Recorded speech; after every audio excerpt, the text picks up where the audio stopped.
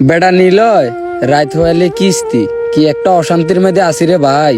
ঠিক মতো বাজার সাজারও করি খাইতাম হারি না। তুই আমার সাথে কাজ করিস, এই মহাজনের মেলা জমি, টাকা পয়সা নিয়েও ঘুরোই না, বুঝলি? আরে বেডা তুই তো মহাজনের গল্প করতে আসত। হেতাগো আছে না সব সময় উর্ফিদি রূপটা বালায় থায়। আর বৃত্তিদি কি অবস্থা এটা আনরা আনা জানি। এ নিলয়, হ্যাঁ মেয়া ভাই, আয় ভাই এদিকে আয়, একটু শুনে যা। আসতেছি। এই চল। আল্লাহ না জানে অন্য আবার কোন কামো লাগাই দেয়। এনে ধর ভাই, পানি খা আর এনে রুটি খা, নাস্তা করে নে। আর যে পরিমাণ গরম পড়তেছে একটু রেস্ট নিয়ে কাজ করিস। আর শোন, আজান দিলে নামাজটা পড়ে নিস। আর যখনই কষ্ট হয় একটু বসে রেস্ট নিয়ে নিস। যখনই আজান দেয় কাজ ওখানে ওই পর্যন্ত ফেলে রেখে তারপর নামাজ পড়তে যাবি। নামাজ পড়ে এসে তারপর আবার কাজ করবি, বুঝছিস ভাই? ও ভাই আন্নে দে তো রেস্টের কথা কইতেন আছেন। আঙ্গর সময় হইলে তো আমরা কাম হালাই যাইম গে। তো ওই আন্নের কাছে যাওয়ার পরে আন্নেতে কাজের হিসাব চাইবেন, তখন আর ন্যায় কইবেন এদুর কাজ করলি কে, তখন আন্নের কামের হিসাব কেনে দিউম। ভাই তুমি মনে হয় আমার সম্পর্কে জানো না, নিলয়ের কাছ থেকে জেনে নিও। আর আমার ক্ষেতে কাজ করতে আসলে নিজের ক্ষেত মনে করেই কাজ করবা। যখন একটু কষ্ট হয়ে যাবে তখনই রেস্ট নিবা, এটা নিয়ে আমার কোনো অবজেকশন নেই ভাই।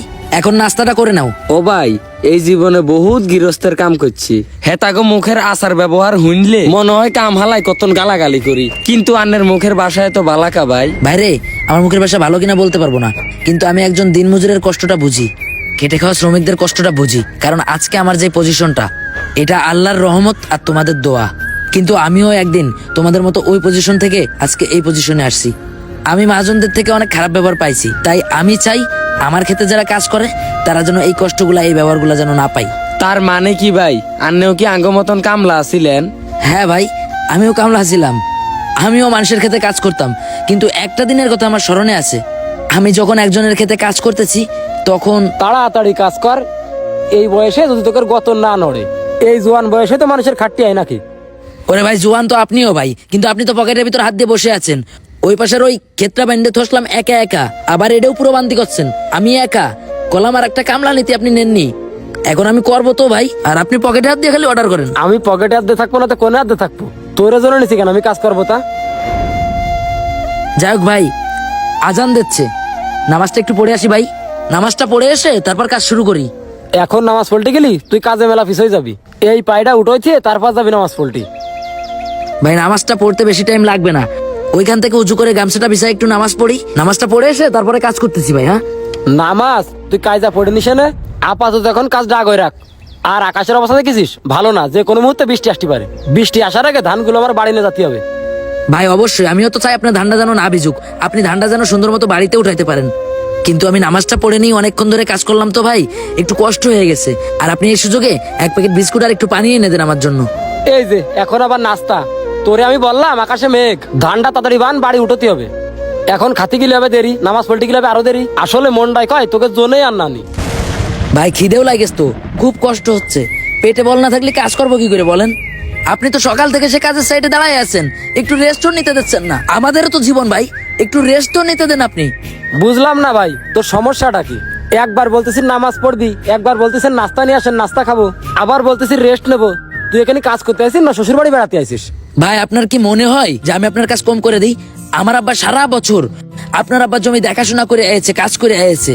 আমার আব্বা তো আর দুনিয়ায় নেই, আপনার আব্বাও দুনিয়ায় নেই, সেই হিসেবে আপনি আমার দিয়ে সমস্ত কাজ করান, আমিও তো কাজ করি। কিন্তু ভাই এখন আপনি এমন একটা পর্যায়ে চলে গেছেন, এত টাকার নেশা আপনার ভিতরে ঢুকে গেছে যে আপনি একটু নামাজ পড়ার সুযোগ দেন না, কাজ করতে করতে একটু রেস্ট নেওয়ার সুযোগ দেন না। আপনি ভাই কি পাইছেন বলেন তো ভাই? আর আপনার সম্পত্তি সব কিন্তু আল্লাহর নিয়ামত।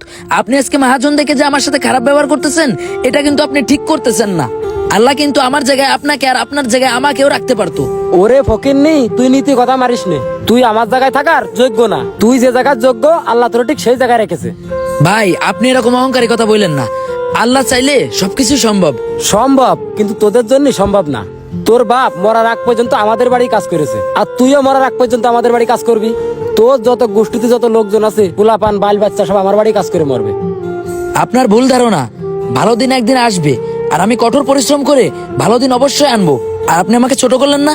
আমার পোলাপান আপনার বাড়ি কাজ করবে না, আল্লাহর রহমতে ভালো কিছু হয়ে দেখাবে। এই ওঠ, আমার জমিতে বেরো। তোর মতন লোক আমি আর কোনো সময় কাজে নেবো না, বেরো। আচ্ছা যান ভাই, রেস্ট নিচ্ছি তোর না। রেস্টমেট কিছু না, তুই বেরো এখন এখান থেকে, বেরো। মাথা গরম করে দিস তুই শুধু শুধু। আচ্ছা ভাই, আমি কাজ শেষ করতেছি, আর রেস্ট নেওয়ার কথা বলবো না। কাজ মনে কর যদি ভালো না হয় আর এইটুক বুঝে যদি না বাঁধতে যাস তুই, তোর জোনের দাম তো দেবোই না আজকেরটা, আর এই সপ্তাহ জোনের দামও তো দেবো না। মহাজনদের এমন ব্যবহার দেখে নিজেকে মানুষই বলে মনে হতো না, কুত্তার মতো আচরণ করতো। কাজ শেষে কাজের হিসাব চাইতো, কাজ শেষে টাকা চাইতে গেলে টাকা নিয়েও ঘুরাইতো। তো যাই হোক, আল্লাহর দেওয়াই আর তোমাদের দোয়াই আজকে আমার অনেক সম্পত্তি। এখান থেকে যতদূর চোখ যাই ততদূর তুমি শুধু আমারই জমি দেখতে পাবা। তাই আমার ক্ষেত্রে যারাই কাজ করে তাদেরকে আমি নিজের ভাইয়ের মতো দেখি, তাদেরকে বলি নিজের জমির মতো করে কাজ করতে। আমি চাই না আমি যে কষ্টটা পাইছি সেটা অন্য কাউকে দিতে। আচ্ছা থাক, গেলাম। আপনি লাইফে খুব কষ্ট পেয়েছেন দেখে সেই কষ্টটা আপনি অন্য কাউকে দিবেন এরকম চিন্তা কখনো করেন না।